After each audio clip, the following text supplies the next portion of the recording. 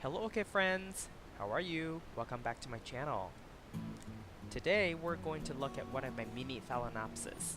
This one has a Keiki, and it's a no ID in semi-hydro. If this is your first time watching my video, my channel is all about orchids. From what orchids I have, how I grow them, my thoughts on certain orchid topics, to what orchids are blooming, etc. So if you want to follow along my orchid hobby adventure, please consider subscribing and turn on the notification. Here is an old footage from 2017, from last year. I don't remember exactly when, but this is what this plant looked like at the time. So the keiki really is a keiki grown out of the flower spike. And underneath this big leaf, there was also another keiki, but eventually that keiki died off on its own. And so only the first keiki, the bigger keiki, continued to grow. And at the time, I was saying that I will basically put this one in semi-hydro and just leave it as is. I did not want to detach the keiki from the mother plant because I want to see how well the mother plant would do and how well the keiki would do together.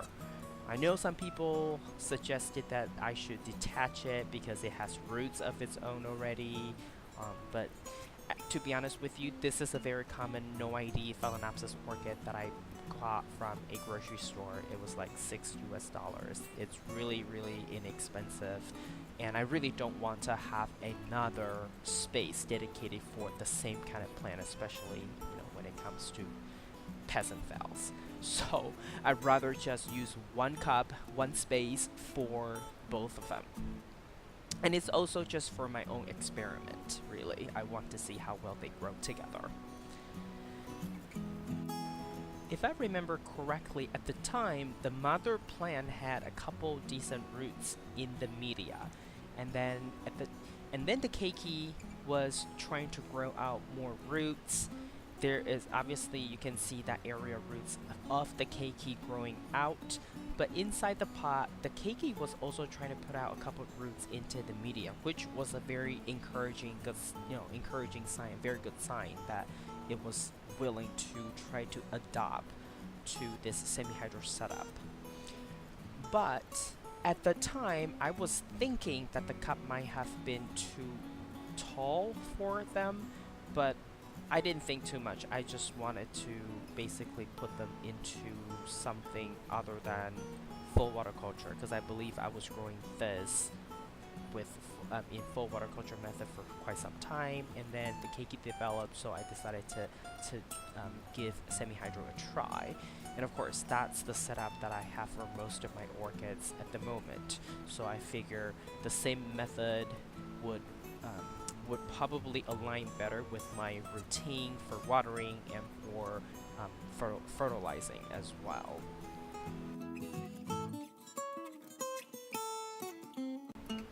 So here, early February this year, within about 2-day time span, the mother plant, the bottom two leaves, the original leaves of the mother plant turned yellow in just a matter of 2 days.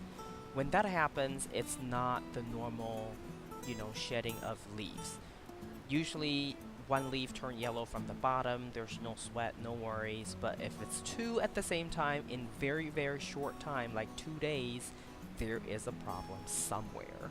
So, I looked really closely at this orchid, I turned it around, I looked around all over, right, and I couldn't see any obvious pest, any obvious distress. So I really concluded that something in the media might have gone wrong, and I really just need to take it out to look at the root system to really see if there is any root rot or any kind of fungal or virus infection.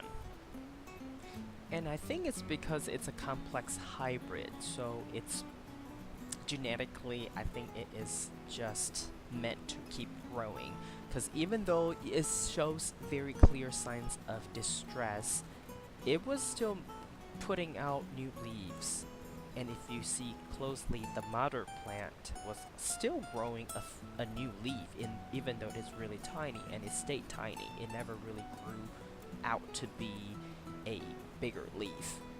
And this is the footage I took before I performed the removal of the 2 big yellow leaves, and before I took it out of the media to really take a closer look at the root system, just to see if there is anything that may have gone wrong.